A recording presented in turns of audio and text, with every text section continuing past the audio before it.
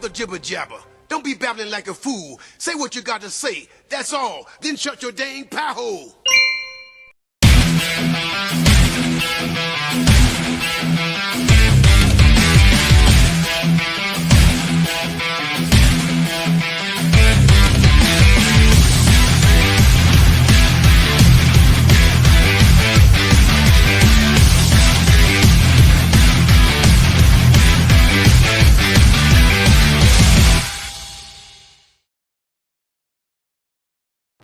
Welcome to the Friday Free For All, and we're live on Patreon and Patreon only. And I want to thank you, patrons, for supporting all that we do here. You're $2 a month, and many of you do more, but $2 a month is all we ask.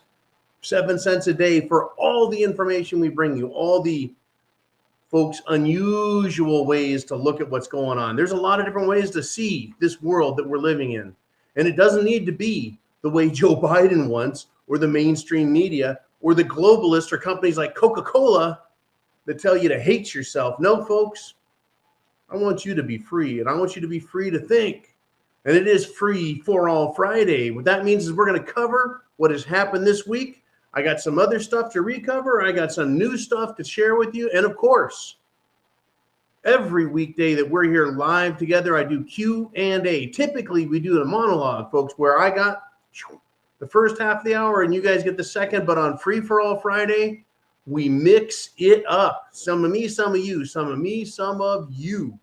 And this is your chance to speak up, to be part of the conversation. If you feel like you need a way to just get your ideas out, this is the place. And a bunch of ideas come from you guys, right? I've got my ideas and news, and you've got your ideas and news, and we put it all together, and it's a more accurate picture. The more voices that are heard, folks, the more things start to make sense. Really, that's where we're at. So get your questions into Jolene. And if you're on YouTube only, well, hit the thumbs up, hit the subscribe button, hit the notification bell down there, right down there. Hit that notification bell.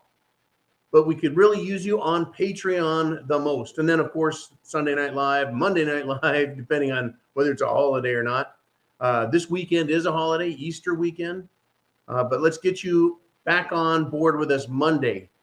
Now, I also want to give special thanks to people who have contributed through PayPal and CashApp. Everything helps keep the lights on and keeps spam, tuna, the good stuff in the pantry. Armageddon chow, folks. Get prepared. They're doing all they can. Now, let's get into it. I want to start off with a reminder that Voldemort Zelensky of Ukraine is not a nice guy.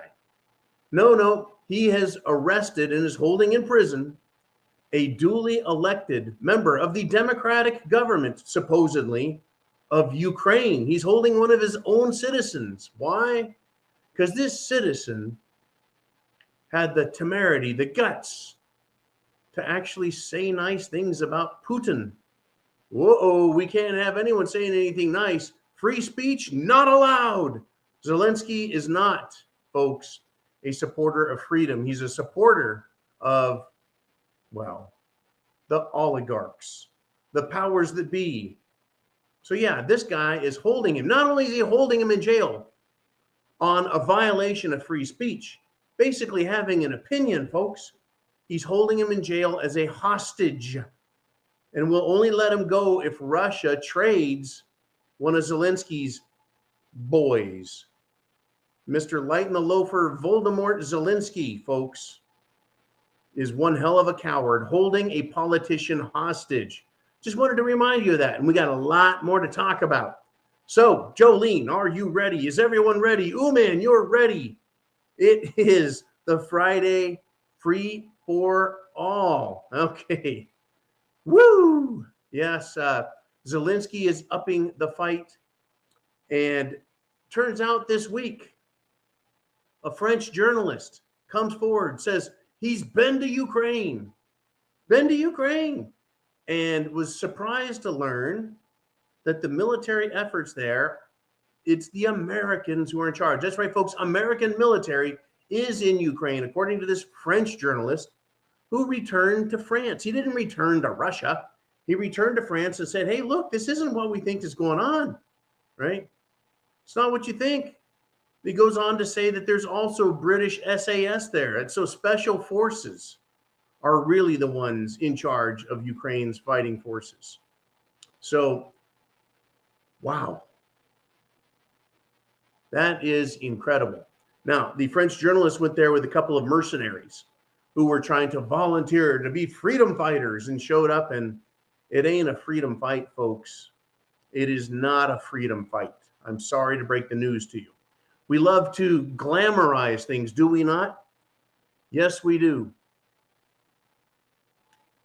We love to glamorize things. We like to romanticize the idea of the freedom fighter. And we love to think and vilify the evil side. Who's the Darth Vader in this? Well, in all truth, is Putin Darth Vader? Or is Zelensky Darth Vader? Or are both of them Darth Vader? In other words, folks, really, who are the good guys? Who are the good guys? Who is causing problems? Maybe we ought to look at it that way. Well, that's how I like to look at things, folks. Ask who really is the problem. Well, when the people are prosperous, when the people are happy. And I saw that message that popped up about, ooh, man, ready on the left, ready on the right. Yeah, when the people are happy, when they're prosperous, when they're healthy, when they're free, right? They'll tell you who the good guys are. And when the people are oppressed and being hurt, they'll tell you who the bad guys are. Now, us old folks, a lot of us think Biden is doing a shit job, an absolute caca job. And then we're like, well, you know, you old people, and I'm 52 now, so I'm too old, I guess. I'm on the second half. I'm on the B team now, right? I'm on the downward slide. I don't count. It's the young people who are the future of this country, John. Don't you know? The 40-year-olds, the 30-year-olds, the 20-year-olds. There's 30 years you're past your prime. Sorry, I'm just now hitting my stride, bitches. But folks, guess what? The young people are not happy with Biden and his administration and his policies either. His job approval is continuing to slide and crash amongst the younger generations. Not just the Republicans, folks, but the Democrats also. These clowns are in big, big, big trouble coming up in 2022 and this midterm elections. Let's do this. Let's get to some of your comments, some of your questions. See what's on your mind out there as we wrap up another week here on Free for All Friday. And again, thank you for all that you do here, all that you do to support us. We have Bonnie Blue 2A checking in. She says, just a reminder that we have a bank holiday weekend.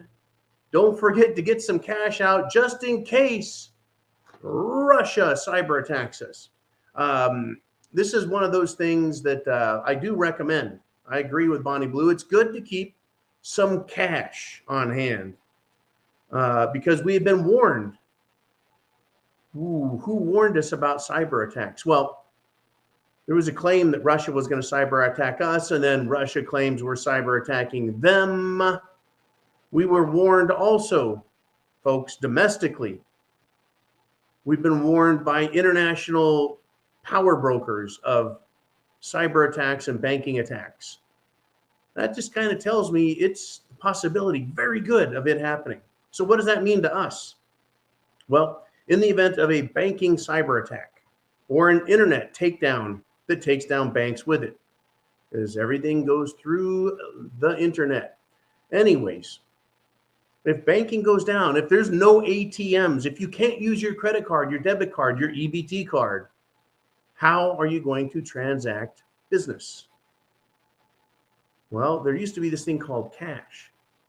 You know, Washingtons, Lincolns, Hamiltons, Jacksons, Grants, and of course the C note, the big boss of the cash, that would be the Ben Franklins, the $100 bill. You're not going to do much without cash. You ain't going to do jack shit with a credit card if we have a cyber attack. So having some cash. Now understand this, cash has value, but only as much as we believe it does. So if we have a serious cyber attack, how much cash do you need and how long do you think it's good for? Right? Will stores just shut the doors and say, hey, we're not going to be open to anyone, including cash buyers? Well, that may be true. There's going to be some stores that take cash because they know how to use a piece of paper and pencil and write stuff out. Write out, oh, okay, and then they can add some tax. They'll figure it out if they really want to do some business. And then how much is cash worth, right? If I'm going to a store, is the store guy going to say, hey, that $2.50 loaf of bread, we're going to round it up to $5. That can of chili is no longer $2, it's $5. That gallon of milk is no longer $5, it's $10. Or are you going to be in a store where things are a little different, where you say, hey, look, I've got a $10 bill. I need a loaf of bread, gallon of milk, dozen eggs, and a jug of orange juice. And are you going to get a better price? You see, that's really, cash is kind of a funny thing. Will it buy more? Will it buy less? Will it buy anything at all? Well, without it, you're not going to buy anything at all, no matter what. So having it gives you some options. And of course, having it gives you the ability to barter a little bit. And it may go back the other way. As I said, you may be paying $10 for a loaf of bread. Who knows? But what I do know is without it, you're grounded. Now, as far as silver and gold go, I wouldn't tell anyone you got gold at that point, nor silver. That's going to take some time. See, that is a storage function of wealth. It would probably have to be down a week or two, or people don't like any other form of currency, like, a central bank digital currency, a CBDC. They may not like that at all. And they may say, look, we like silver. And I think the first thing that people will start using to test the waters is junk silver. Silver dimes, silver quarters, silver dollars. Until businesses figure out what silver is and what it's worth, we won't be using silver. So you're going to need cash. The other thing, if you're fully prepared, you won't need really anything except maybe some perishable goods. So having $200, $300, $500 in cash, pretty good idea. All righty, that was a great point to bring up, especially with all the threats against our internet, our power grid, and our banking systems. And speaking of threats, here we go, folks. In the state of Florida, the great free state of Florida, they have a Democrat candidate, folks. Oh, she is just a stunning candidate, just a brilliant example of liberal, socialist stupidity and belief systems. And in Florida, folks, it just loves her, So I'm on the outside looking in at Florida, and I'm going, hey, who is this person? Nikki Fried, whatever her name is. She's running for governor against DeSantis. And she decided she would hold a rally. That's right, folks. Elections are coming up. And Nikki Fried, the Democrat front runner, the highest Democrat in the state, I think she's the Secretary of Agriculture, the highest Democrat in the state, has a rally. And guess what, folks? Only 10 people showed up. 10. Not 10,000, not 1,000, 10 people. And that included her own freaking staff. Who's going to tell me, folks, there isn't a backlash against Democrats? Who's going to tell me they've got a snowball's chance? Yeah, folks, there is a voting machine out there. There's a ballot harvesting machine out there. There's a ballot generating machine. There's a ballot delivery machine out there. But states are fixing this shit. And more of them need to do it. You and I, folks, when we text, when you and I send an email, when you and I make a phone call and say, who do I talk to in your congressional office?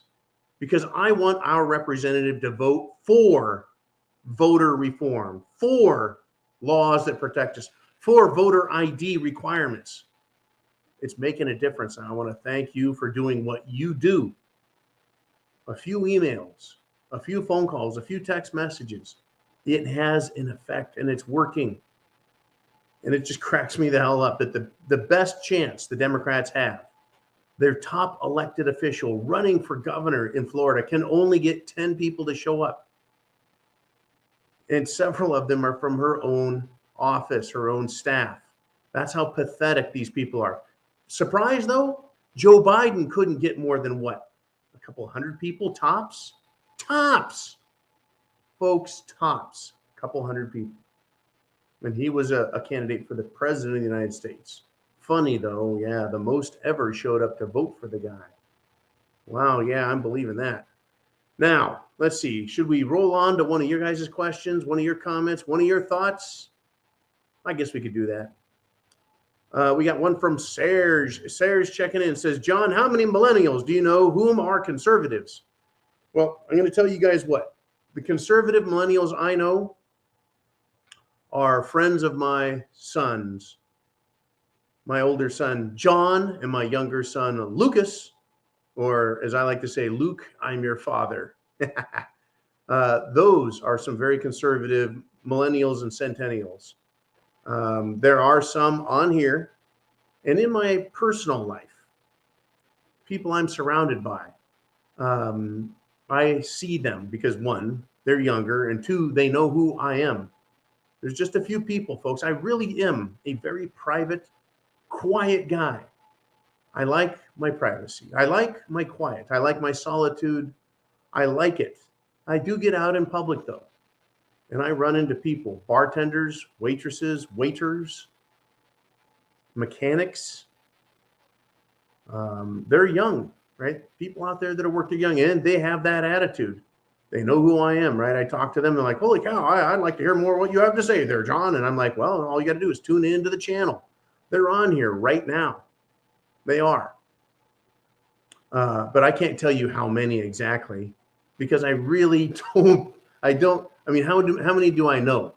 Right. Well, I know Uman's sons are. I know at least one of my sons is a conservative, but yeah, they're out there. What we're having to put up with, though, is we're having to put up with the mainstream media pointing at the most lunatic, ridiculous, idiotic millennials and centennials and saying, that's them. Those people right now we're showing you, these skinny jeans wearing, head shaved, freakish people that don't know their own gender. That's exactly who every single millennial is. And it's just not true. It's not true. It's probably the same number, folks, the same number that we have in our older groups. It's probably like 50-50. We break stupid right down the middle. You got stupid on one side, you got smart on the other, you got Democrats on the stupid side, right there. It's incredible. Now, I've run into some of these millennials, like at the auto parts store. I go in for a truck for the old green tank, I'd be talking to the guys in the auto parts store, and they're conservatives. And one day I just stopped. I went, wait a minute. I go, dude, how do you date women in your age group? Are you allowed to ask them on a date, or will you be like arrested for sexual assault just for asking for a date? What if, do you ask a girl out and she says, well, I'm a guy and I'm offended because I'm not gay? Or, what? How do you do it? And the dude was kind of embarrassed. He goes, it's kind of freaking tricky because, all these people are out here. When I was growing up, you didn't even think about politics in my teens and my 20s. You just didn't think about it. You're just like, that chick is hot and I'm going to go talk to her. Yeah. Today, you'd be, that chick is hot, and I just talked to him and found out it's a dude, right? It's a little trickier for these young people. Anyways, let us move on, folks. This is important. It is Free for All Friday. We're a little bit off the hook. We're never crazy, but we're crazy about talking about this free speech, folks, on the Prepared Mind channel. There's things that we're not allowed to talk about. Not because I say we can't, folks, but because the YouTube gods would hit us with lightning bolts if we dared talk about cerveza-bug, the Jim Jones juice, or voting. We can't talk about that stuff, right? So we'll talk about what we can talk about.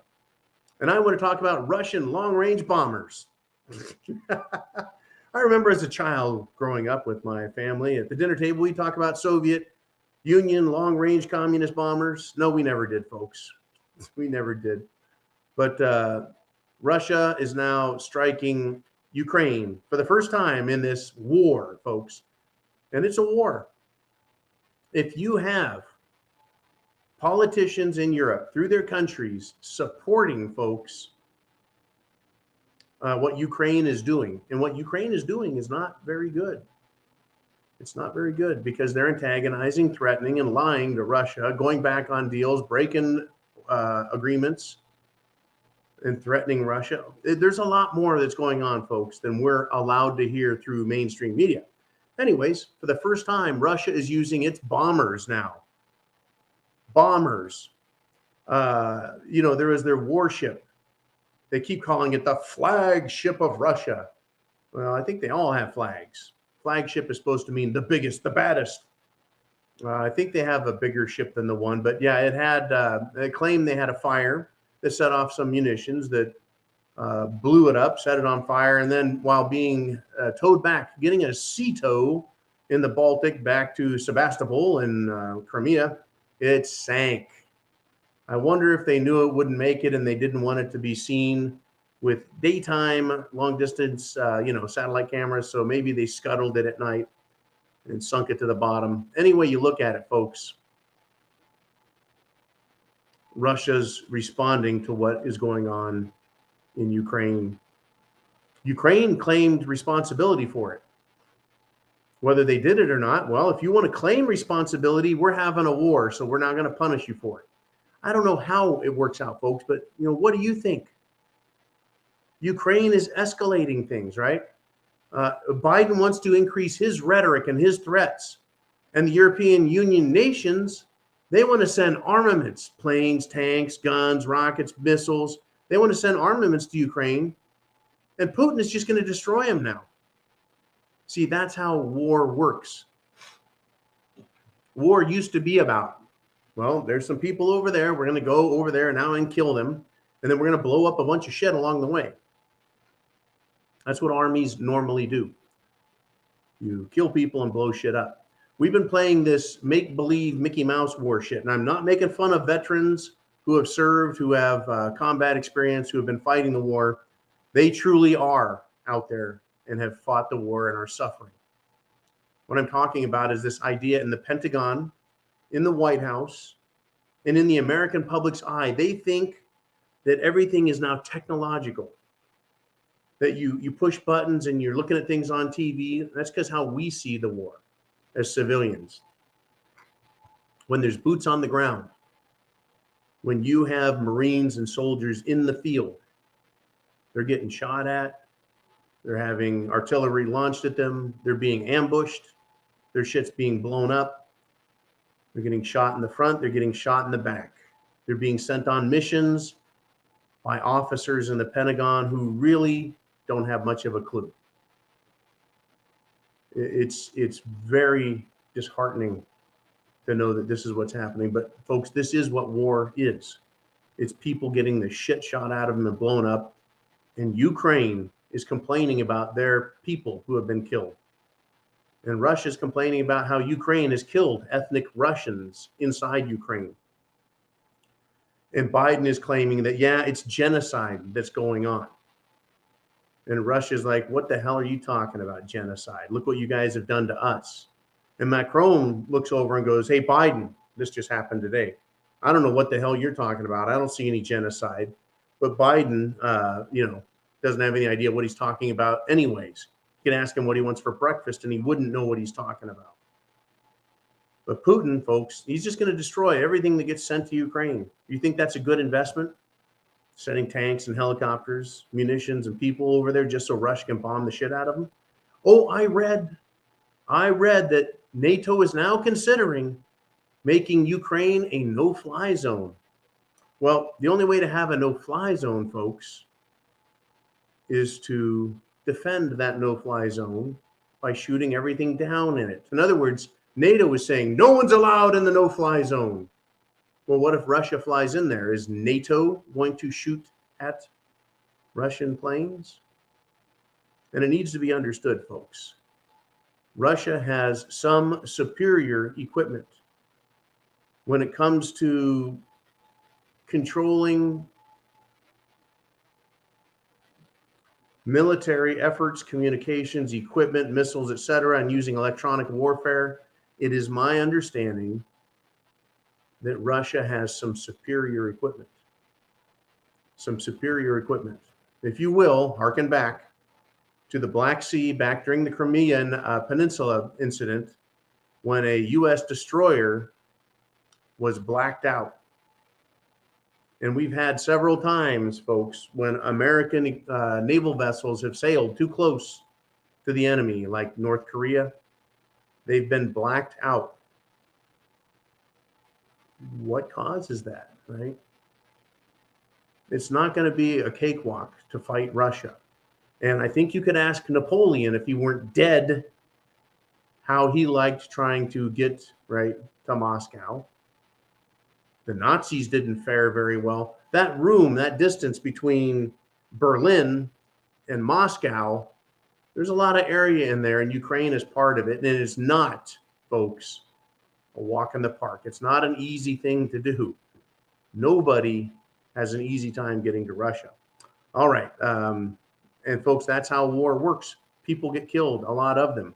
And these assholes in power are just pushing it.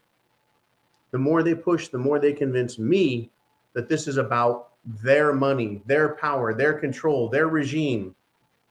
They're scared. They got problems, folks, around the world, and they want to hide behind the destruction and the consequences of war rather than themselves taking the blame for what they've done. Now, there we go. Let's stop right there. Let's see what you guys want to discuss. I know it's your turn here on Free for All Friday. We got the slim one. He's checking in. He says, statement for John. I have a friend whose son was just going to the military, broke his ankle, and now they're trying to take him into a Ukrainian militia guard of some sort. Wow. That is quite fascinating. Missing some details there that I think would be really beneficial. Like he was going to enter the military, like our military, the Army, the Marine Corps, and he broke his ankle. So you can't go. I mean, before you can claim to be a Marine, you've got to go through boot camp. Before you can claim to be a U.S. soldier, you've got to go through boot camp or basic training. You learn how to walk, talk, dress, eat, follow orders. You get basic training. And then you go to MOS school, your military occupational specialty. You go to School of Infantry, SOI, combat school, etc. They're trying to take him into a Ukrainian militia guard of some. That sounds odd. Sounds very odd that they're saying, well, since you broke your ankle here in America, we're gonna send you over there instead. Sounds like a freaking meat grinder to me. Like they just want to kill people. Slim one, please get more information on this. Get back to us next week and bring this topic back to the board, please. Wow, that is incredible, folks. Now, speaking of people who are joining Ukraine, and there's so much information out here, folks. You can talk about any topic, and I'll segue right into the next topic. And this one is Sean Penn. You're going, John, okay, Sean Penn. You just went with some guy who's being shipped over to the Ukrainian militia, and you say Sean Penn? Oh, yeah, Sean Penn. Well, Sean Penn said, quote, I'm now thinking about taking up arms against Russia, end quote. When I read that headline, folks, I thought, what the hell? Really, Sean Penn? Sean Penn, the Oscar-winning Academy Award actor, Sean Penn. Yeah, okay. Here's the moral quote. Look, my intention is to go back into Ukraine. Well, what do you mean? Well, earlier, folks, when the tensions first started, he went to Kiev and filmed a documentary. Now, look, folks, I would love to have the money. If you guys paid, all of you, if we had 10,000 people paying $10 a month, we would have enough money to send me and a film crew into Ukraine or somewhere and film a war, right? Sean Penn has that kind of money. I know. So he filmed this thing and he came back and he's thought about it. What I think is he's grandstanding. What I think is he's pretending that that's what he'd do, trying to encourage other people to do what he says, and that's take up arms against Russia. So he says this. Look, my intention is to go back into Ukraine, but I'm not an idiot. I am not certain what I can offer. And Penn told that to Hollywood Authentic. And this was published, right? I'll tell you what Sean Penn can offer, folks. Is he going to be a great military leader? No. Very few people are great military leaders. A military strategist? Nope, that's not his forte. I'm sorry, that's not his forte. I'll tell you what he can offer, though. He can offer up his life, just as any soldier does, by holding a rifle and shooting at the enemy who's shooting at them. Right? Enemy shoots at you, you shoot at them. Sean Penn can do just that. He can pray he fires his rifle, folks. Probably would be a shitty, rusted out AK-47. He can pray he fires his rifle true, and he can strike the enemy before that enemy strikes him with lead or a guided missile from a Russian bomber, right? Welcome to war, Your Highness Penn. In other words, he can do what everyone else can do. He can offer himself a sacrifice. I mean, what's he going to do? Go sing and dance on a stage in front of the troops to encourage them and make them feel better before they go into a theater of war and just be ground to pieces? The Russians are not fucking around in this, folks. This is not war against a bunch of Afghanis, right, who are hip firing their AK-47s, shouting Allah Akbar and firing an RPG wildly into the air, right? Yeah, IEDs blow a lot of people up, but that is not that's ambush warfare. That's less than guerrilla warfare. That's just freaking terrorism, right? Russians aren't playing that game. They've got equipment, supply lines, they've got troops, coordination, they got communications, they've got electronic warfare themselves. They have the most advanced missile systems on the planet. They're hypersonic missile systems and guidance systems. It's incredible what the Russians can do, even though compared to the amount of dollars spent by the US, they don't spend that much. But folks, I'm sure Russian military industrial complex partners, those companies that work with Russia, I'm sure they don't make the profits that American corporations make off of the US government. I'm sure they're making a profit, but I'm sure they're expected to produce a lot more for a lot fewer rubles. This week has been wild, folks, absolutely wild. What do you think? Does the information we provide here, is it worth the $2 a month? Does it satisfy you? Because it satisfies the fuck out of me with all the things that we dig up, that we find. And when you examine it, folks, it is wild. Just wild that we're supposed to believe all of their shit. It's wild that they expect us to just agree with them. When compared to history and common sense, logic and reason, what they say, recommend, want, doesn't make a bit of freaking sense. You know, I'll tell you what does make sense is in Georgia, Governor Kemp, who, as far as I am concerned, has been a rhino. Well, maybe he wants to be a free person. Maybe he's seen enough writing on the wall. Now, as far as I'm concerned, any rhino out there, they should just resign. No matter what good things they've done, they should just resign. They're rhinos. And let someone who is really interested in law step up. Well, for now, they're not doing that. So we've got Governor Kemp in Georgia, and he signed, folks, the constitutional carry. That's right. In the Constitution, it says you have the right to keep and bear arms. Keep. That means at your house, on your person, right, on your body. And bear, that means to hold them, to point them at people that are threatening you. Keep and bear arms. Signed it into law. Well, good for Governor Kemp, good for Georgia, good for constitutional carry advocates, good for free speech advocates, good for people who believe in the Constitution. Because it's going to come to blows, folks. Do you doubt that? Well, at the very least, we need to defend ourselves. I bet the people in Los Angeles would love to have constitutional carry, especially the United States Postal Service workers in Santa Monica. We talked about this week. The Santa Monica postal carriers, well, they said, fuck it, we're not going to bring your mail anymore because they keep getting attacked. Why not let postal carriers carry a piece?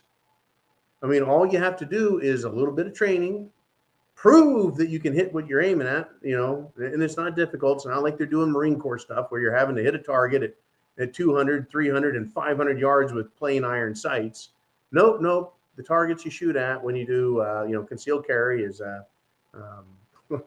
like 10 feet, 20 feet. It's very close stuff, right? I always laughed about it. I thought, I guess I'm demonstrating I'm competent with this weapon, but, silliness. Anyways, the Postal Service, I think they should be packing some heat. I would rather be packing heat all day than have someone beat the shit out of me. Anyways, yeah, good for Georgia. I'm glad Governor Kemp is doing what he can to live up to his oath to defend and protect the Constitution for these United States. Now, he's doing his job to help the government of Georgia and the people of Georgia. Now, let's take a look at the federal government, if we shall. We got Jen Psaki. That's right, folks. Jen Psaki. She has made some stupid comments. Now, you're like, John, tell us something new, man. No. She's continuing to make more stupid comments. The exact words of Raggedy Red Commie Jen Psaki said this, speaking of Peter Doocy of Fox News, quote, he works for a network that provides people with questions that, nothing personal to any individual, including Peter Doocy, but might make anyone sound like a stupid son of a bitch. Now, when you first hear that, you would think that she's saying that the person asking the question sounds like a stupid son of a bitch. But let's kind of listen to her words again. The network provides people with questions that might make a Democrat or anyone ask the question sound like a stupid son of a bitch. Yeah, she's 100% correct. Peter Doocy is asking questions that make anyone sound like a stupid son of a bitch, right? Because Peter Doocy asked questions, folks, meaning the person asked, whether it's Jen Psaki or Joe Biden, makes them sound like a stupid son of a bitch. He makes them sound stupid because they can't answer his question. When he asks questions about the border or Russia or anything else, this is what the media should do. And unfortunately, Peter Doocy is all alone in the White House press corps. And I'm sure that every time Jen Psaki, Raggedy Red, when she sees him and she calls him and says, okay, what's your question? He's going to make her sound like a stupid son of a bitch. And son, right? Because I guess I can't know anyone's gender. I don't know what Jen Psaki identifies as. And who am I? It's incredible, folks. We're actually supposed to contemplate that. We're supposed to pretend like it's a legitimate question. Talk about being stupid. These people actually expect us to give a shit and believe and listen and care what they identify as. And speaking of that, folks, in Hong Kong, they have some stupid sons of bitches. Anyways, Cerveza Bug. They're playing a game there, folks, in China and Hong Kong. And it is a complete horrific takeover using Cerveza Bug to justify the tyranny. Quarantine camps, arrests. They are just going overboard, folks. But guess what? We're too busy. We're too busy here in America. We're worried too much about Ukraine and the poor people there who wouldn't suffer another day if Voldemort Zelensky would just surrender to Putin and his requirements of no NATO. You're not going to deal with Crimea. That is no longer yours. And you just STFU and stop killing Russians. That's right. Stop killing ethnic Russians or Russian citizens living in Ukraine. Stop killing them, Voldemort. There would be no more problems. But America is not paying attention to what's going on in Hong Kong, folks, because we're more concerned here. Good golly, we're more concerned in the United States of America about Elon Musk doing a hostile takeover of Twitter. The left-wing lunatics, folks, are losing it. The snowflakes are melting down.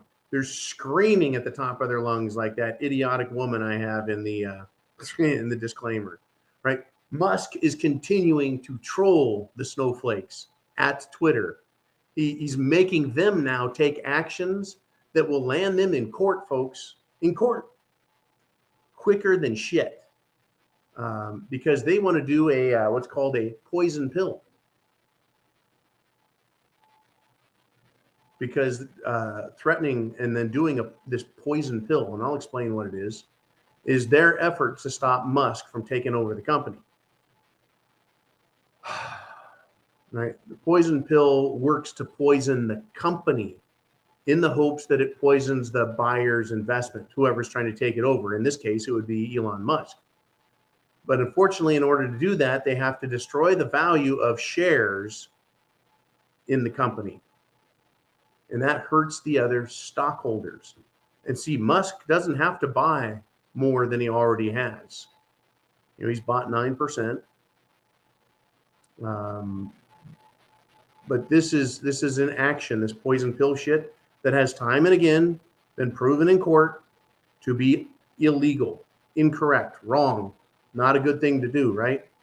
And it'll hurt the company. So Twitter is literally now, folks, self-destructing as their meltdown grows, right? And then Musk can sell off his 9% and cause others to leave in a bigger hurry, folks, completely trashing Twitter, leaving them holding even more worthless stock, making the company weaker.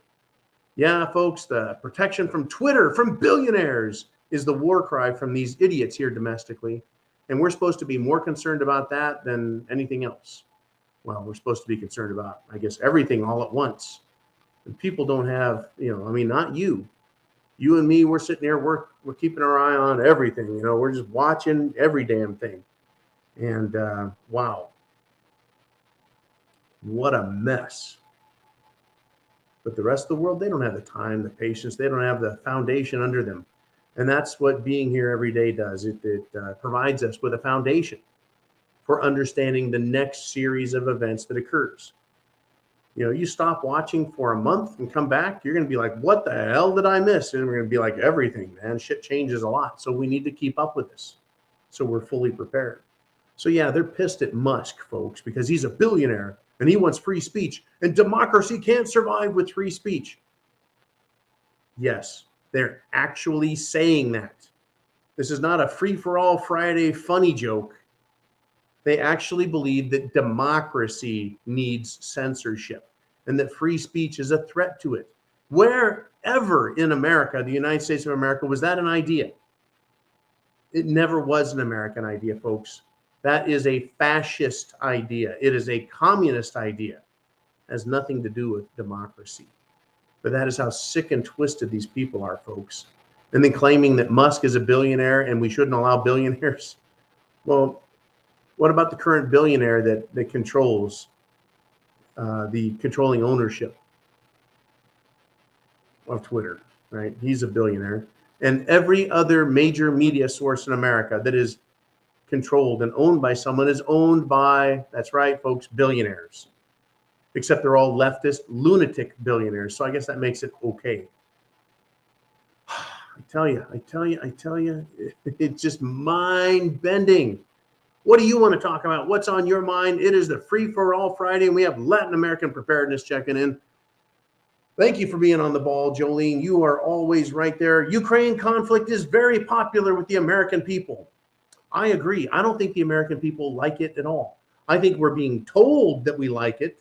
I think that they're trying to convince us that we like it. They're trying to convince us that we should support an American military response. I don't think so. Not in my book. So, Afghanistan and Iraq are recent long conflicts. Yes, they are. Vietnam was a particularly unpopular conflict. What's the chances Ukraine is another long-term unpopular conflict? The chances are 100% that if we keep up in Ukraine, it is going to be a very long, very unpopular conflict. If your adversary, your opponent, is strong, and Russia is strong. If your opponent, your adversary, has strong allies, and Russia does have strong allies, China is an economic and military ally and opponent of America. And if you are trying to fight on a strong opponent, their doorstep, well, Ukraine is on the doorstep to Moscow. How would the people in Washington, D.C. feel if Russia moved nuclear missiles on the Canadian side of Lake Erie, on the other side of Pennsylvania? And it's literally, folks, a stone's throw from Washington, D.C. No doubts that the United States government, the powers that be, the economic powers that be, the corporations would not like Vladimir Putin having missiles, nuclear or not, on Lake Erie across the border from Pennsylvania, right? That's what being in Ukraine is to the Russians. They're looking, going, that's way too freaking close to have NATO there. And so they're going to fight like hell. And they are not an inconsequential enemy. They're not Afghanistan or Iraq. And Afghanistan and Iraq have done nothing but been a giant headache for the American military. Right? Am I lying? I'm not saying, folks, that the Marines and the Army are a bunch of pussies or incapable or not having the best training and equipment.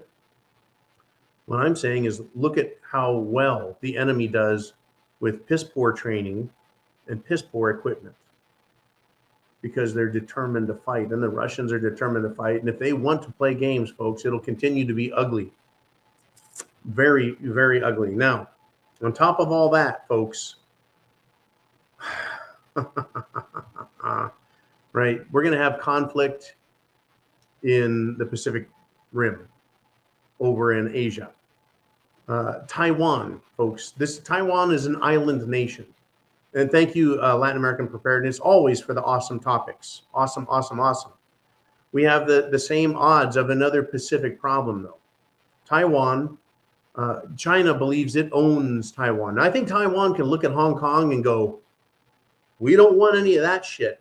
We don't want to have Chinese military in here locking us down, arresting us, screaming, Cerveza-bug, Cerveza-bug, Cerveza-bug, to lock everyone down, to steal their property, to shut down business, to destroy everything. Taiwan really liked prosperity and their freedom and liberty. China says they own Taiwan. They always have. Wow. So Taiwan has taken a big step here, folks.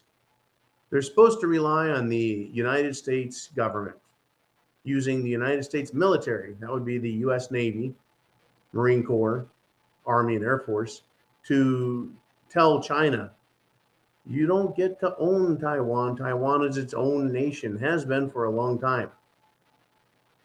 So Taiwan is so confident, folks, in the U.S. response to any potential thing, right, that they're giving their citizens survival handbooks in case of Chinese invasion.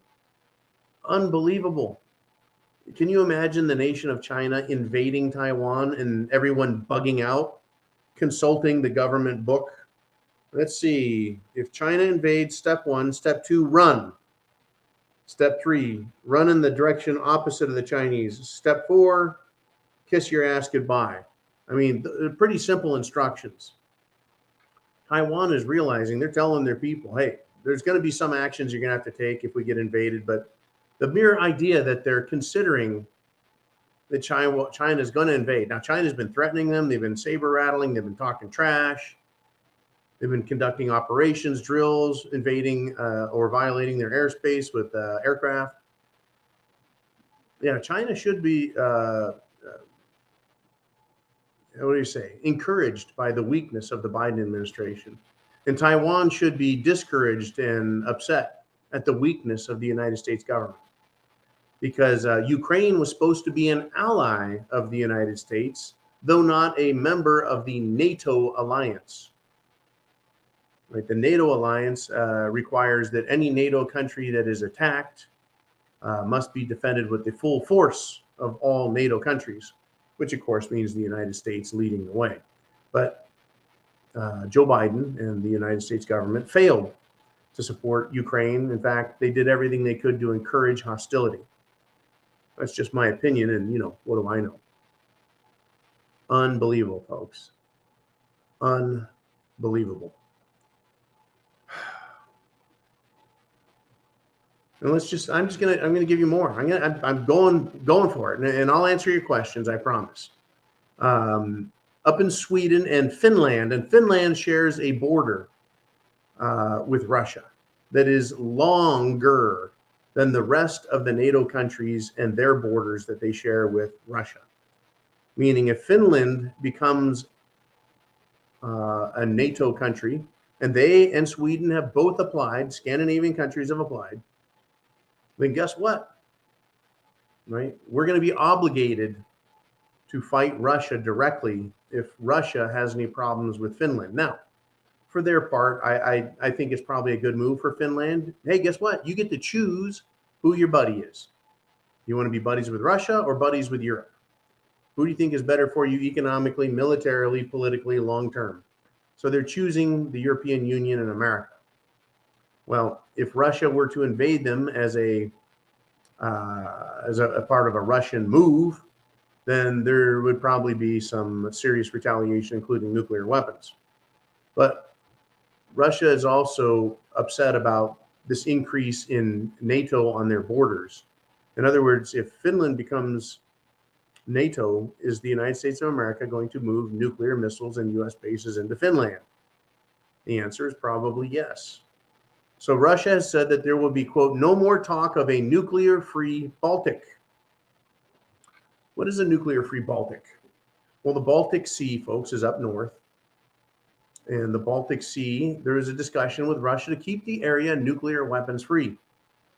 So if, according to Russia, if Finland and Sweden join NATO, such a development would more than double the length of the military alliance's land border, right? They got that. And they're not gonna like it. They'll build up their nuclear weapons in that area then. They'll bring their own nukes up into the Baltic area. In other words, it'll increase the political and military tensions. This Cold War, and that's what it is, folks, is very real. As far as I'm concerned, it's very permanent. How much trading will Europe and the United States do with Russia, even though they pretend on television to hate each other? Or are they going to say, that's it?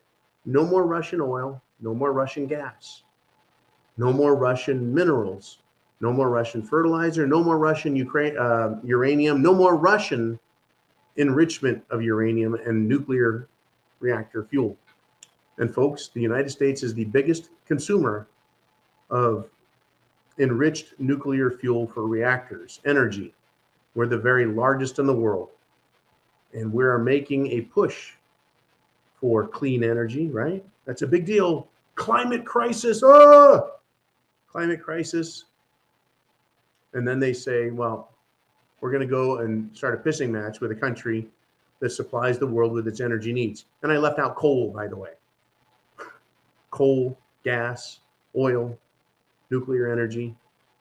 Unbelievable, folks, how instrumental and necessary Russia is. But Democrats and the World Economic Forum, folks, that is these globalist people, they're running the U.S. government's policy. They're pushing for war with Russia. And it's turning into a standoff style, a Cold War, like we had with Russia or the Soviet Union when it was communist. This is all being escalated, folks, to the highest levels since the JFK administration in the early 1960s. So the question is why? Or maybe better put, who benefits? Well, folks, it's always the super rich that benefit, and governments benefit by assuming more power and authority. They've screwed up the economy, our currency. They're trying to destroy our Constitution. To me, it's pretty easy to see SHTF. It's written all over it, and it's for me and you to suffer. So, all right, what else have we got, Jolene? Because I've got piles and piles and piles of what the hell has happened this week. Literally piles of it. But there's so many hours in a day. So we got Bonnie Blue 2A. She's checking back in with a question. She says, are we supposed to be outraged about Putin threatening the use of nukes when Representative Eric Swallowswell threatened conservatives with the same? See, this is why I love you guys. This is why I love you all. We're on the same page, you and I, going, wait a minute. We're supposed to be pissed at Putin, the enemy of America, apparently, barely a decent trading partner, even though we rely on him so much. But he's threatened us with nukes. And so that's intolerable, unacceptable. You're the enemy forever. We're going to screw you over with sanctions. We're going to destroy your stuff. We're going to confiscate your wealth. We're going to shut your bank accounts. We're going to steal your ships. But Democrat representative, little House of Representatives Democrat, shit-stained Eric Swallowswell, who was screwing a Chinese military spy named Fang Fang, yet he's still on the Intelligence Committee in Congress. That jackass threatened us, the people of the United States, the sovereigns of this nation, threatened us and said, hey, we got the nukes. Letting us know he would use nukes on us, the people, if we tried what? To exercise our rights, to demand responsibility or accountability from the government for the things that they do? Unbelievable. That's right. They are hypocrites extraordinaire. And that was a very precise and salient point. Pow. Hit that one, folks. Pipped the ace at 500 yards. Thank you, Bonnie Blue. Yeah, this is what they do. They do the exact same thing, and then they tell us we're supposed to hate Russia for it. They're doing ethnic cleansing, and we're supposed to hate Russia and say they're doing it. We're supposed to accuse the enemy of doing illegal biological weapons research, and then come to find out, it appears our own government, our own military, our own corporations are doing the exact same thing in Ukraine. But, Russia says so, and even though they have paperwork, we can't trust them. And so, yeah, we accuse the enemy of doing the very things that we do, not you and I. See, Americans, we're in a terrible habit of saying we when we refer to the U.S. government. And that's why I've been saying lately, the U.S. government, not the United States or the United States of America, right? It is not we.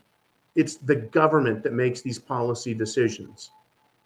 And the government is not representing us, the people, at all. It is war without representation, because who is being represented? The military-industrial complex. The Pentagon, folks, is telling the president how to fight wars, that we need to be in wars, right? They're advisors, corporations that want to do business in certain countries, and they can't because they've been kicked out or because they've been denied licenses, or, hey, they're already doing business in a country like Ukraine, and then lo and behold, right, they're discovered, they're outed, they're going to be removed for it, and they want to start a war to cover it up. I wonder which truth is the biggest truth, right? The White House right now is looking to send high-level officials to Kiev in Ukraine, folks. Maybe even Vice President Kamala, or maybe even the president himself, Xi Biden. Now, Boris Johnson of the UK, guess what? He went over to Ukraine. So, boy, I mean, can't President Biden? How is this, folks, for a false flag of epic proportions? What if President Biden went over to Ukraine and was assassinated? Would we have to go to war then? Well, number one, who assassinated him? Ukrainians, Russians, Chinese? How about the Black Hand? Right? We wouldn't know. All we would know is who they tell us killed him. Right? I don't think we would need to invade Russia. I think we would need to invade Ukraine and clean Ukraine out. But we don't fight wars that way anymore, do we? No, but that is a potential. They could send Kamala or even Biden, and that would do several things. It would vulcanize, it would strengthen the American government's push and demand that we support them and go and fight a war inside Ukraine. It would also eliminate Biden, who at this point is a doddering old fool, and everyone knows it. The government knows it. The people know it. Other nations know it. Their leaders know it. Everyone knows it, folks. It's just no one in positions of authority are talking about it. And they should be. They should be embarrassed that this man is being called the president. He left the stage yesterday and what? Tried shaking hands with a ghost, the air, confused, couldn't get off the stage properly. Wow. Wow. Unbelievable. All right. I think I just saw a name of old show up on the screen. It is David. He says, John, I keep to myself, especially considering the hyper liberal area in which I live. Ruh-roh. Says, lately I've been feeling an urgency to urge people to prepare. Can you give a brief rundown of pros and cons? Well, the more people you know that you tell you're a prepper, the more likely they would be to show up at your house in the event there's a food shortage. Now, if you don't tell them you're a big time prepper, you could say something like, you know what, I've been considering storing food for myself. And then see what they say. They could say, yeah, that's a good idea. I've been thinking about storing some food for myself, maybe a couple of weeks worth. You could say, yeah, I was thinking of the same. Don't know if I will or not, but yeah, good talking to you. Hasta la vista. See you later. Then they don't know what you have. You could do the same with self-defense tools. But again, you're opening yourself up to some exposure, some risk. If you say, yeah, I've been really thinking about getting one of those deadly ghost guns. Maybe that ghost Joe Biden was shaking hands with had a ghost gun, right? You go get yourself a legitimate serial number having, right, gun, AR-15. And if you tell someone, hey, you should get an AR-15 too, I'm thinking about getting one. Well, they don't know if you have one or not, but now they're going to be thinking, well, he says he might have some food, but he might have an AR-15. I'm not going to mess with that guy. So you mix a little bit of nice guy and a little bit of porcupine in there. And there you go. There you have it. There's pros and there's cons. Weigh it to your area. Do you have a large group, a protective group that's going to be with you in the event of an emergency? If you do, you're not going to fear a bunch of idiots running around out there. But if you're a lone wolf type, or maybe just a couple people, and you've told a group that politically may not like you, that may gang up on you, well, it's a risk. So there's ways to talk to people. And I would take that neutral stance and say, hey, I'm thinking about prepping. What do you think? Think it's a good idea or not? Pros, and ask them what the pros and cons are. All right. It is Free for All Friday. I thought I saw John Lindakis. And there it is. Mike Lindakos says, statement for John. People need to look into storing wealth in copper. Silver and gold is great, but it's a distraction. Go look up the charts on copper. Start stripping copper out of everything you can. Copper is the only metal on Earth that can generate usable electricity. In my opinion, it is the most important. All right, Mike, I'll tell you what, copper is an incredibly valuable and incredibly, how do I put this? It is irreplaceable in that it is used in electric motors, house wiring, plumbing. It is an incredibly valuable metal. It is not rare.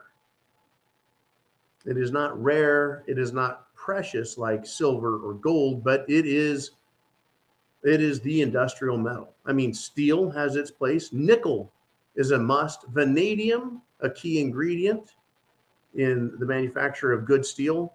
I mean, everything has its place. It's storing copper. I'll tell you why I like the idea of storing large amounts of copper. In order for someone to run off with $1,000 of copper from your place, they're not going to run very fast at all, because it weighs a lot, right? You know, one gold coin, a 1 ounce golden coin, is $2,000. You know, if someone had, say, $100,000 in gold, 50 coins, well, they could probably run off carrying that. You try running off with $100,000 in silver, and you're probably not going to run at all. You're probably not going to be able to hold it. And the idea of lifting $100,000 in copper, right? You wouldn't be able to lift $1,000 in copper, but copper is, folks, it's another useful soft metal. It is incredibly valuable, incredibly useful, used in many, many, many, many applications. If you don't want silver, get copper. But like silver, its industrial use requires it to go through a smelting and manufacturing process that's incredibly difficult and technical. Now, a piece of steel, which is even less valuable, you can grind and hammer, you can heat, forge, and make into something that you can use without going through all the trouble of industrial manufacturing, and make very crude tools like an axe, a knife, a spear. You know, it's just steel.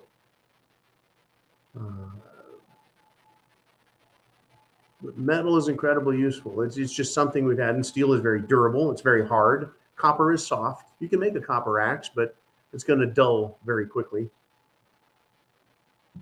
But it's all about economy of scale.